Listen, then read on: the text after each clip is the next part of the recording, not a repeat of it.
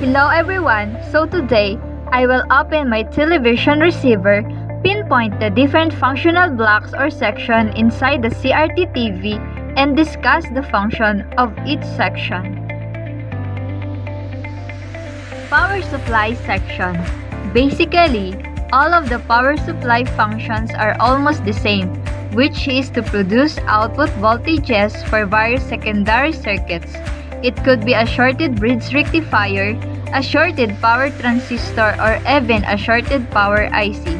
The purpose of a main power supply is to convert the power delivered to its input by the sinusoidally alternating mains electricity supply into power available at its output in the form of a smooth and constant direct voltage.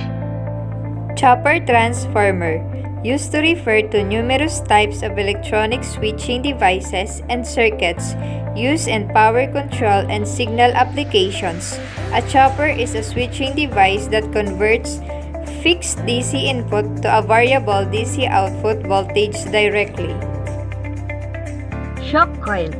In electronics, a shock is an inductor used to block higher frequency alternating current or AC in an electrical circuit while passing lower frequency or direct current or DC.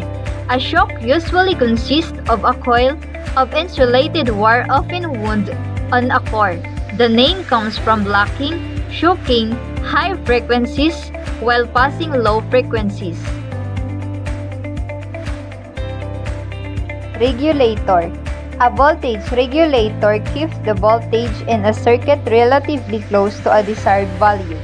Voltage regulators are one of the most common electronic components since a power supply frequently produces raw current that would otherwise damage one of the components in the circuit.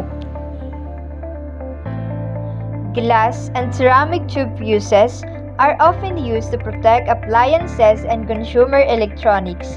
As electronic equipment becomes smaller, the circuits and components become more delicate and easily damaged. Fuses are the preferred method of protection due to their accuracy, small size, and reliability. Vertical section. Vertical output stage. The vertical deflection circuit and TV voltage from the vertical oscillator provides a linear rise in base voltage for the output stage to produce a linear rise in collector current during trace time. Horizontal section. As in the vertical system, there is generally a drive between the television horizontal deflection circuit, oscillator, and the horizontal output stage. Its function is to isolate the oscillator and to provide drive power for the horizontal amplifier. Flyback. The purpose of flyback transformer in a monitor or television is to generate high voltage, about 24 kilovolts, direct current to picture tube or CRT. Older type of flyback transformer designed have its high voltage diode built in outside and is called tripler. Audio section. Audio section uses to control the audio-related process. If you get an audio-related problem on your TV, you have to check this section. Control section. All the CRT TV connectivity, hardware to software, all work controlled by this control section with the help of main chip. If you get all the voltages in the CRT TV motherboard and also all the components is okay, you have to replace this main chip. The EEPROM IC is used to store the current settings of the monitor. The current settings of the monitor will not be erased even when the monitor is switched off.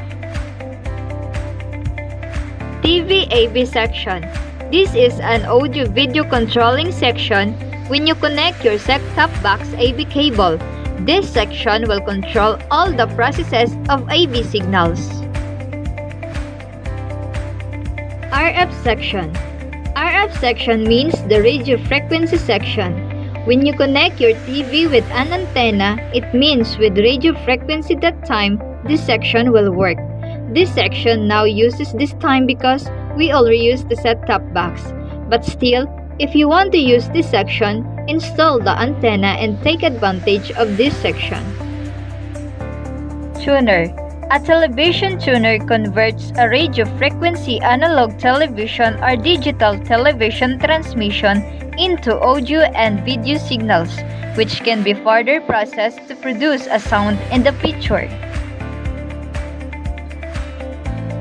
A CRT cathode ray tube socket, to which a plurality of focus means of the CRT are connected, characterized in comprising electrodes FA, each positioned on each focus contact of a plurality of focus pins connected to the CRT respectively.